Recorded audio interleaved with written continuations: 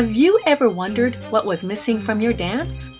Maybe there just was something you've seen in the old Egyptian dancers that isn't there in your dance. Well, perhaps you're right. For decades, I searched for that special thing, that je ne sais quoi, that seemed to be lacking in Western dancers, but that always showed up in Egyptian dancers. It seemed to elude me, but yet I knew it was there. And now I'm excited to say that I found it. Hi, my name is Sausan, and I have discovered the thing that makes Egyptian dancers look different from Western dancers. I've called it the Egyptian Dance Code. I began studying belly dance back in 1974, having been drawn to it since I was 10 years old from the album covers my dad brought home while he was in North Africa. These exotic dancers, whom I would later discover as Najla Ates and Babuka, intrigued me with their flowing skirts and drawn-in pasties. So one day, I leafed through the yellow pages in my apartment in Sacramento and found Jodette.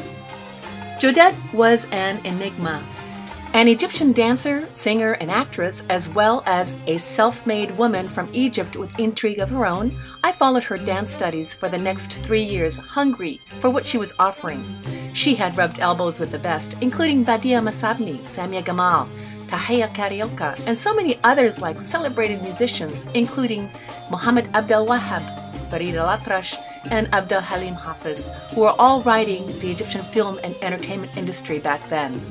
Soon after, I moved to San Francisco, where I began my performance adventure after taking classes from Nakish. In 1979, I ventured into the Baghdad nightclub on Broadway and began dancing there weekly.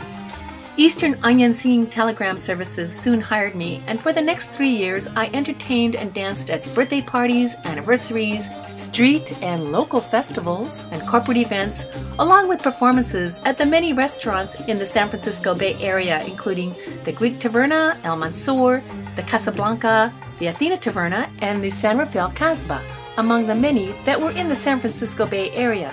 In 1986, I married, quit my job with the Postal Service, and went full force with my husband, Gabe, and his restaurant, The Grape Leaf. During this time, I published a San Francisco Bay Area quarterly called Muhammad Ali Street, as well as an annual global magazine called Clyde's Resource Directory Guide, which I later changed to Sausan's Resource Directory Guide.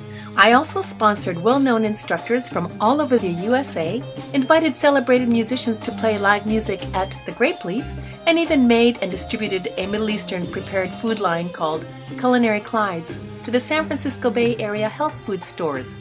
Belly dance and everything associated with it had become my life. But through all of this, one thing still eluded me. It was something that I had seen in Jodette in her performances. What was it that made Egyptian dancers like my first teacher, Jodette, look so different from the Western dancers? Sadly, my husband and I parted, and in 1999 I opened Al Masri, an Egyptian restaurant in San Francisco, and to many positive and favorable reviews. It was an exciting time, a time of anticipation and of an exciting future. It was also about that time that something began to stir in the transformation of how I viewed and perceived this dance. In 2000, I discovered what that was. I began teaching what I had discovered to some young students and saw that what I had discovered worked. I would later register my discovery with the U.S. Patent and Trademark Office, calling it the Egyptian Dance Code. Suhair Zaki once said of non-Egyptian dancers, "They will never be up to the Egyptian standards, the Egyptian belly dancers' standards. They don't have the lively spirit, they don't have the sense of humor, and they don't have the musical ear. They only perform steps that they learn, 1, 2, 3, 4, but they don't have the spirit. They will never match us." Well, Suhair Zaki, with all due respect to you as one of the most celebrated Egyptian dancers of the 20th century, I would like to challenge you. I'm here to say that, yes, we can. And I can prove it with tangible proof. It is as simple as knowing and understanding the way Egyptians hear and keep the beat of the music and how they move between these beats. No isolations, no fractional shimmies, and no pops or locks. I teach a 1-year curriculum in the Egyptian Dance Code, divided into 12 4-week semesters that will take you, the dancer, into a journey of not only classic Egyptian-style dance study, but of the history, the culture, the music, and of course the cuisine. Are you ready to find out what is missing from your dance?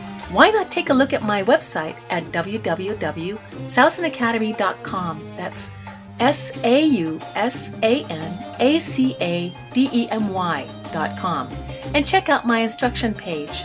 I guarantee that in 1 year you will have the complete foundation and basic knowledge to help you go forth and develop your own dance style. I hope to see you soon in my Sausan Academy of Egyptian Dance primary course to get you started. I'm sure you will not be disappointed. Looking forward to seeing you then. Bye!